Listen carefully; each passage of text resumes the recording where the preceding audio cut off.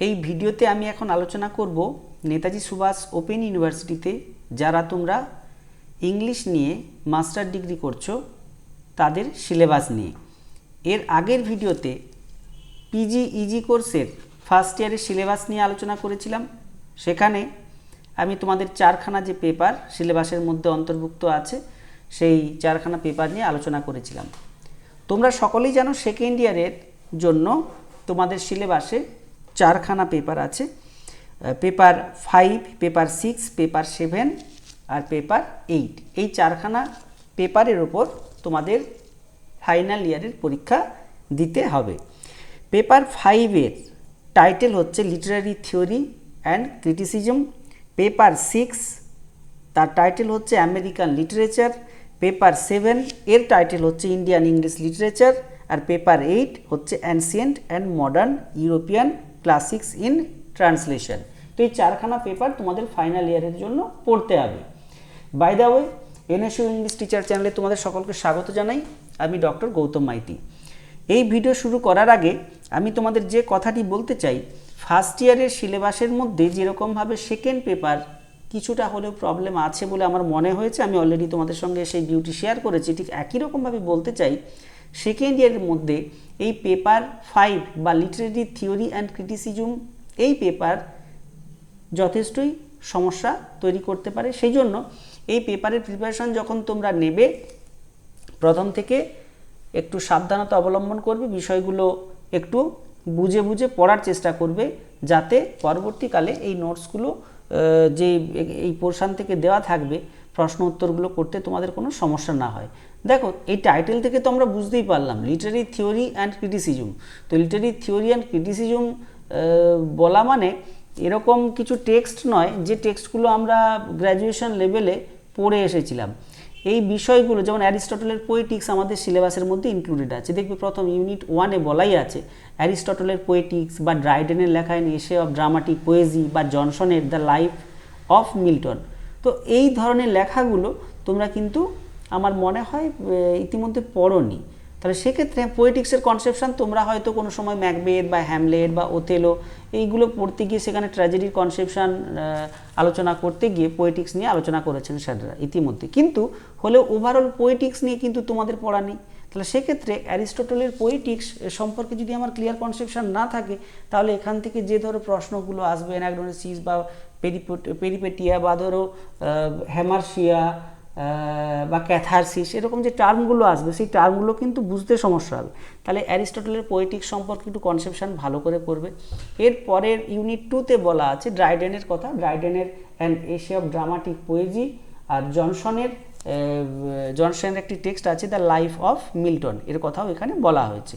এইটি হচ্ছে মডিউল 1-এর মধ্যে। আর মডিউল 2-এর মধ্যে উইলিয়াম ওয়ার্ডসওয়ার্থের লেখা প্রিফেস টু লিরিক্যাল ব্যালাডস 1800 এই সময়টা পাবলিশড হয়েছিল। তোমরা অনেকেই হয়তো জানো প্রিফেস টু লিরিক্যাল ব্যালাডস সম্পর্কে হয়তো আগে আলোচনা শুনে থাকবে কোথাও কোথাও, বিশেষ করে টিনটানবে পোয়েম যখন পড়ো বা অন্যান্য উইলিয়াম ওয়ার্ডসওয়ার্থের মাস্টারপিস যখন পড়ো সেক্ষেত্রে হয়তো পোয়েটিক কনসেপশন ওয়ার্ডসওয়ার্থের আলোচনা করতে গিয়ে এগুলি কিছুটা আলোচনা হয়েছে। বা স্যামুয়েল টেলরের যে কোলরিজ, এখানে আছে বায়োগ্রাফি লিটারেরিয়া চ্যাপ্টার্স কিছু এখানে উল্লেখ করা আছে, দেখবে চ্যাপ্টার 8 বা আরও যে দুটি চ্যাপ্টারের কথা এখানে বলা আছে।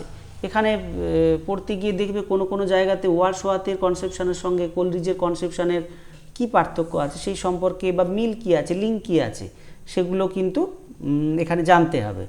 আচ্ছা, এরপরে ম্যাথিউ আর্নল্ডের the study of poetry. Matthew আর্নল্ডের স্টাডি অফ পোয়েট্রি আমরা বোধহয় এর আগে পড়িনি কোথাও, কারণ আমার যেটুকু মনে হয়েছে স্টুডেন্টস হিসেবে গ্র্যাজুয়েশন লেভেলে ম্যাথিউ আর্নল্ডের পোয়েম বিভিন্ন ইউনিভার্সিটিতে পড়ানো হয়। এরকম ক্রিটিক্যাল কনসেপশন লিটারি থিওরি বা ক্রিটিসিজম বোধহয় তোমরা পড়োনি। এরপরে দেখবে মডিউল 3-তে কি বলা আছে। মডিউল 3-তে বলা হয়েছে টি.এস. ইলিয়টের tradition and the individual talent. Tradition and individual talent I. রিচার্ডসের লেখা principles of literary criticism. Cleanth ব্রুকসের লেখা দ্য ওয়েল রড আর্ন। এইগুলি গেল মডিউল 3 পর্যন্ত। এরপরে মডিউল 4-এ কি আছে দেখে নাও। মডিউল 4-এ structuralism, deconstruction, neo historicism, cultural materialism, Marxist criticism, feminist criticism. দেখো এই যে থিওরি বা ক্রিটিসিজম নামক এই যে পেপার, এই পেপারের মধ্যে বেশ কিছু লেখকের আমরা নাম জানি, আবার বেশ কিছু লেখকের নাম আমাদের কাছে বোধহয় কিছুটা অজানা। তাহলে সেক্ষেত্রে আমার মনে হয় যে লেখকদের সম্পর্কে তোমাদের কনসেপশন আছে, ওই লেখকদের হয়তো তুমি কোনো পোয়েম পড়েছো বা কোনো ড্রামা হয়তো পড়েছো, মেবি পোয়েম, এখানে যদিও পোয়েটদের কথা এখানে বেশি বলা আছে, তো যে কোনো লিটারি পিস তুমি হয়তো আগে পড়েছো। তো আমার মনে হয় এই লেখকদের যে পোর্শনগুলো এখানে অন্তর্ভুক্ত আছে সেইগুলো যদি একটু বেশি ফোকাস করো তাহলে বোধহয় এই পেপারে সুবিধে হলেও হতে পারে। বাকি যেগুলো থাকলে এই পোর্শনগুলো কিন্তু কঠিন হবে আমার মনে হয়। Structuralism, deconstruction, neo historicism, cultural materialism, Marxist criticism, feminist criticism, এইগুলো কিন্তু তুলনামূলকভাবে একটু কঠিন। বেশ, এরপরে আমরা দেখে নেব কি আছে। দেখো এরপর আমরা যাব পেপার 6। তো পেপার 6-এর তোমরা টাইটেল এখানে দেখতেই পাচ্ছ, আমেরিকান লিটারেচার। তাহলে আমেরিকান লিটারেচার এই টাইটেল থেকে আমরা বুঝতেই পারলাম এই সিলেবাসের মধ্যে বা এই পেপারের মধ্যে যে লিটারেরি পার্টগুলো থাকবে, লিটারেরি পোর্শনগুলো থাকবে, সেগুলো পিওরলি আমেরিকান লিটারেচার থেকে বিলং করবে।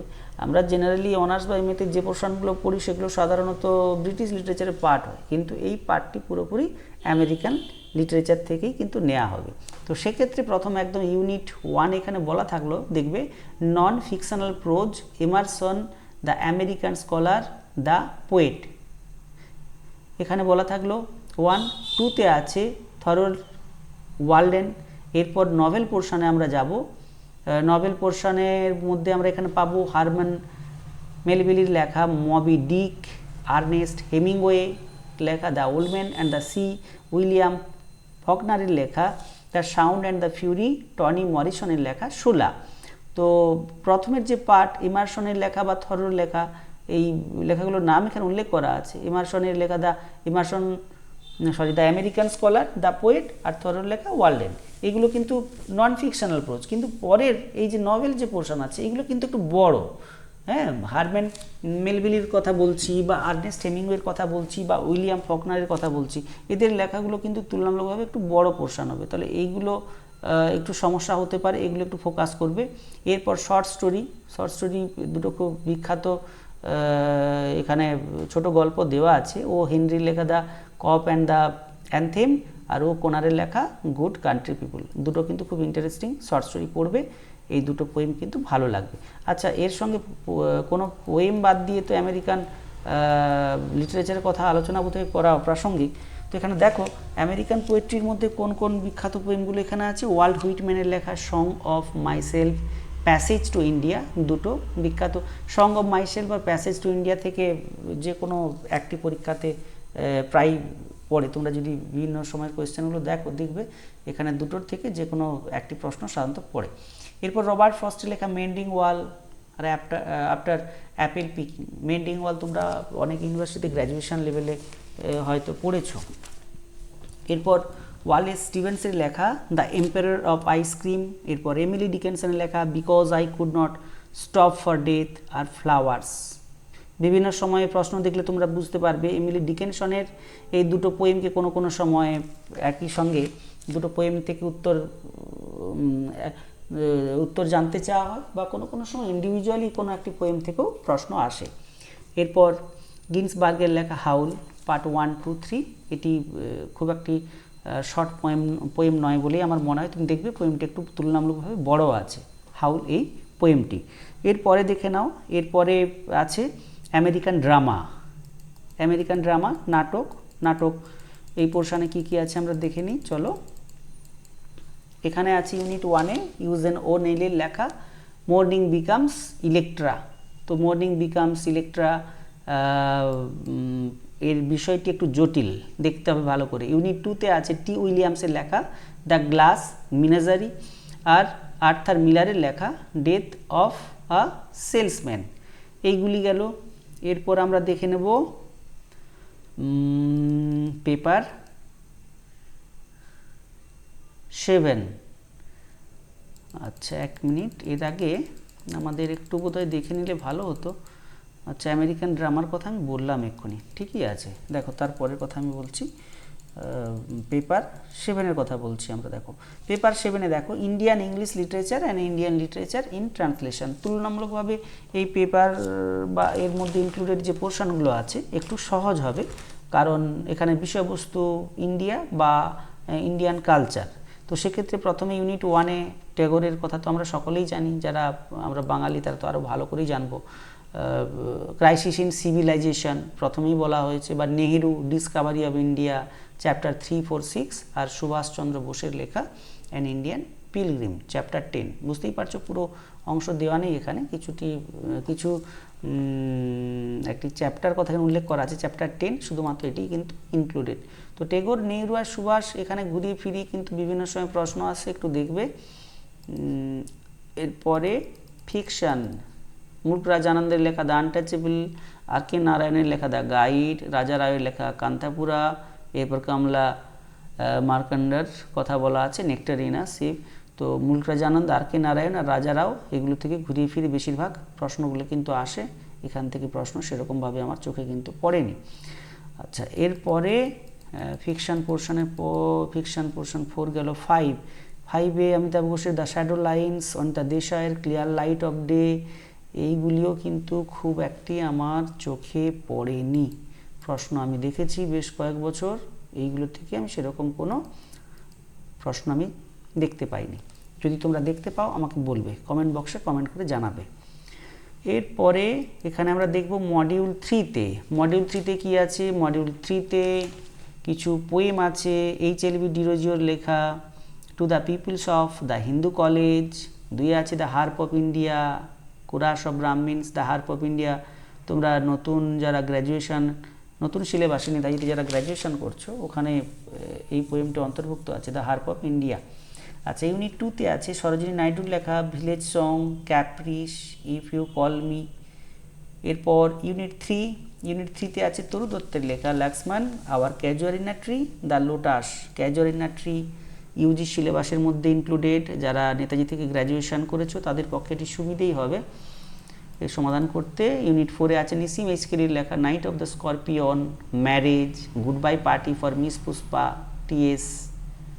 আগের সিলেবাসে গ্র্যাজুয়েশনে মিস পুষ্পার কথা অনেকেই হয়তো পড়ে থাকবে তোমরা। এরপরে জয়ন্ত মহাপাত্রের লেখা dawn at Puri, Indian summer, again one day, walking by the river.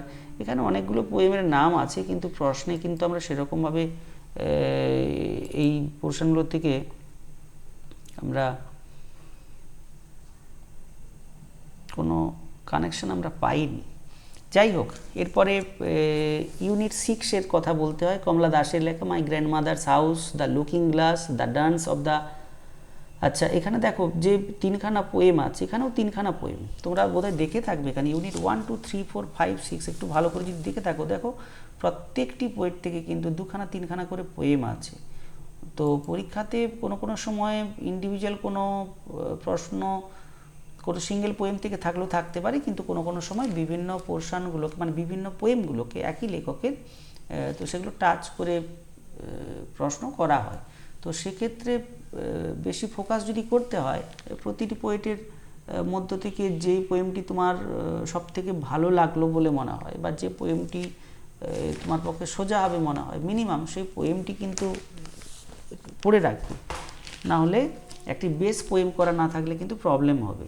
এরপরে দেখবে মডিউল 4-এ ড্রামা আছে। ড্রামা কোন পোর্শনগুলো আছে আমরা দেখে নেব। ট্যাগরের রেড অলিয়েন্ডার্স, গিরিশ কার্নাডের তুগলক, বিজয় তেন্ডুলকরের silence the court is in session, আর মহেশ দাত্তানির ফাইনাল সলিউশন। তো এই যে 4খানা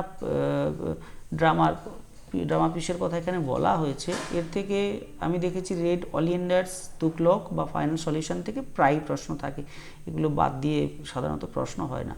তাহলে আমার মনে হয় এই 3খানাকে বেশি একটু ফোকাস দিয়ে করবে। আর এই সংক্রান্ত যদি অন্য কোনো ভিডিও প্রয়োজন হয় তোমাদের, আমাকে তাহলে কমেন্ট বক্সে কমেন্ট করে জানাবে। পরবর্তীকালে কোনো সময় আমি এগুলো নিয়ে হয়তো আলোচনাও করতে পারি। আর চ্যানেলে যারা নতুন এসেছে তাদের জন্য আমি বলি, নেতাজি সুভাষ ওপেন ইউনিভার্সিটির যখন অ্যাসাইনমেন্ট স্টার্ট হবে, আমি চেষ্টা করি তোমাদের জন্য অ্যাসাইনমেন্ট নিয়ে একটি ভিডিও পাবলিশ করতে। তো সেক্ষেত্রে যদি তোমাদের অ্যাসাইনমেন্টের ভিডিও কিছু প্রয়োজন হয়, সেগুলো কমেন্ট বক্সে কমেন্ট করে জানাবে। আর এর নোটিফিকেশানগুলো পেতে হলে আমার চ্যানেলকে যারা নতুন আছো সাবস্ক্রাইব করবে, কমেন্ট করবে, লাইক করবে, এইটুকু আশা রেখে আজকের ভিডিও শেষ করছি।